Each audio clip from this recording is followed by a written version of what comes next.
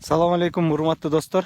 Бүгүнкү кутмандуу аяз күнүңүздөр менен мына азыр шаардан чыгып, атка минип алып, мына Бишкектин таза эмес абасынан арылып, таза эмес аурасынан, негативден кичине арылып чыгып, мына дөңнүн үстүнө туруп алып, жакшы бир ойлор келип атат, сиздер менен бөлүшүп коеюн деген. Анан мына биздин коомдо саясий, социалдык аябай кагылышуулар болуп, кичине башты айландырып ирди, башты мындай айтканда чиритип ирди. Анан элге дагы эле айтат элем, урматтуу кыргызстандыктар, сиздер аябай бир жагынан силерди бооруморuyт. Мына 28 жылдан бери силерди ушу саясатчылар башыңарды эки жакка чайкай берип, мээңерди маң кылып коюптур, аңко кылып коюптур биздичи. Анан мына саясатчылар да өздөрү да аңко болуп калыптыр. Бирөөсү мондай десе баары ошону колдоп кетет, бирөөсү мындай деп койсо эл дагы ошондой болуп калыптыр. Фейсбукка кирсең айланайын, бирөөсү Райымовский, бирөөсү Шириновский, бирөөсү Атамбаевский, бирөөсү Мадумаровский, бирөөсү Жапаровский болуп тытышып эле атабыз. Эмне качан ушу кыргыздар качан мондай ойлонуп, мындай башка элдердей болуп оңолобуз? Качан биз өзүбүздүн мындай асылдардыбызды тандаганга үйрөнөбүз? Мына алы акын деле айтты го, асылдар гана тандайт дептир. Качан өзүбүз асыл эл болобуз? Мисалы мына Германияда бир саясатчы муниципальный жерге барып туруп, итин чичирип туруп, богун тазалабай кетсе, ошо саясатчыны эл, коом, коллегалары мажбурлайт жумуштан кеткенгечи.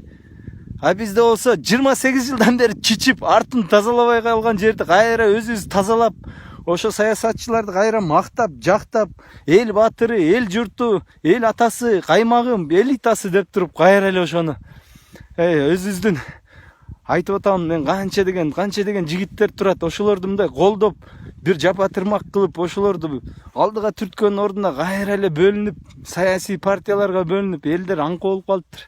Анан мына чет элдик достор айтып атат, Москвадан, Россиядан, Израилден бери, Англиядан бери Асхат, хватит кидать бисер перед свиньями, дейт.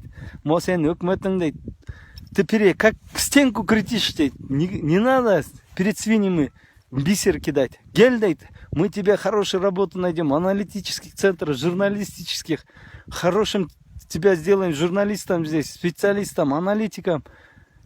Заплатим больше, чем Раим, больше, чем Азаттык, Шаки вместе взятых, деп атат. Мына достор, карабайсыңар, канча кыргыздарды биз өзүбүздүн элибизди баалабаган, өзүбүздүн эл жигиттерибизди баалабай, ушундай кылымдан кылымга келаткан бир традиция экен биздечи.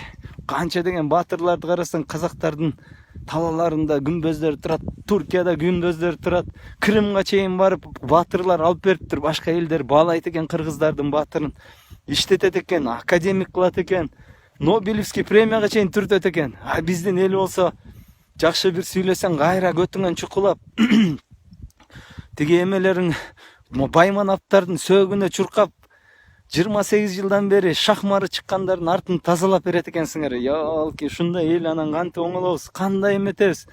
Мына канча деген эмелерди, уюмдарды ачып алдык, канча деген эмелерге баш тыгып көрдүк. Эч жерде эч кимди колдобойт, только улак чабыш.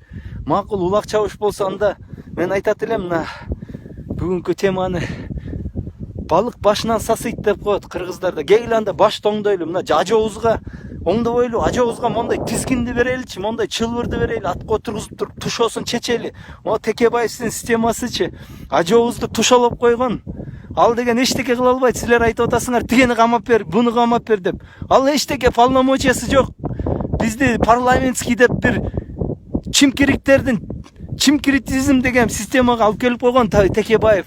Ошол Текебаевдин системасынан коркуп, эки жагын алаңдап, азыр болсо кичине болсо тиги Азаттыкка эме ат салып алып, кайра жаман жакка кетип атат, чабылат. Мындай болсо биздин президентибизди дагы мен бооруморуп атат.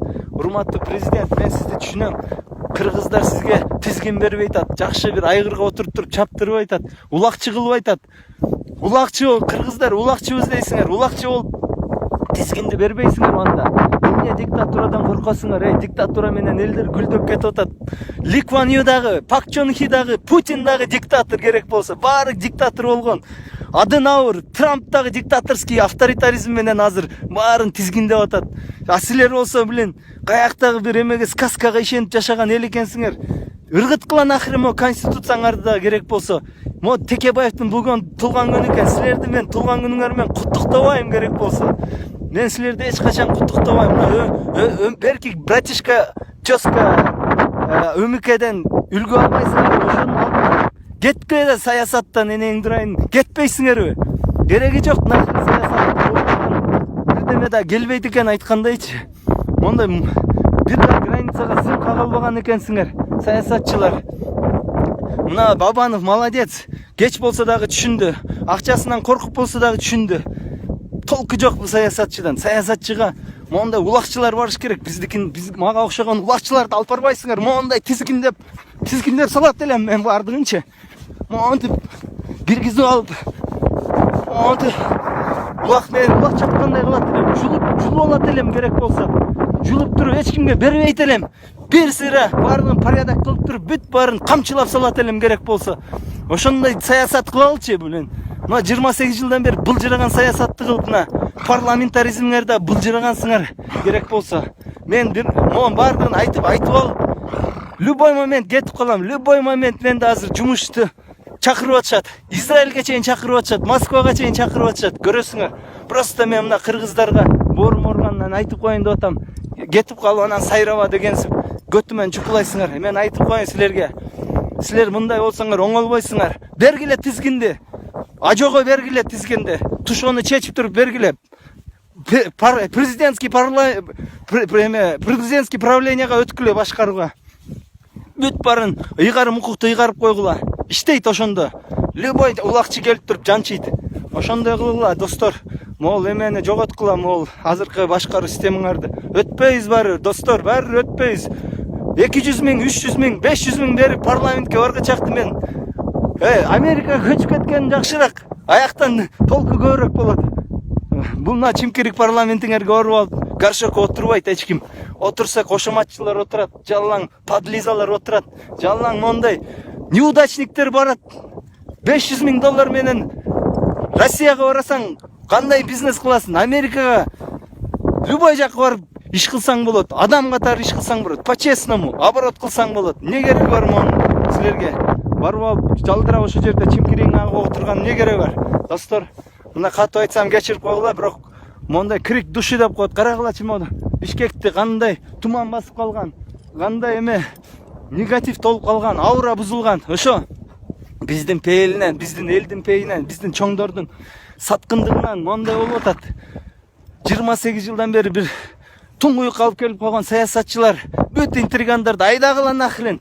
Бүт барын радикальный иллюстрация кылыш керек. Радикальный. Буларды жөн бербейт. Булардын бүт арты шахмар. Эч качан бүт жалданмас жан-жокерлерди, фанатиктерди, зомбилерди даярдап алган. Эч качан жөн бербейт. Булар согушканга чейин барат керек болсо. Ошон үчүн достор, арылгыла булардан. Колдобогула, жок дегенде кошомат кылбагылачы. Сураныч.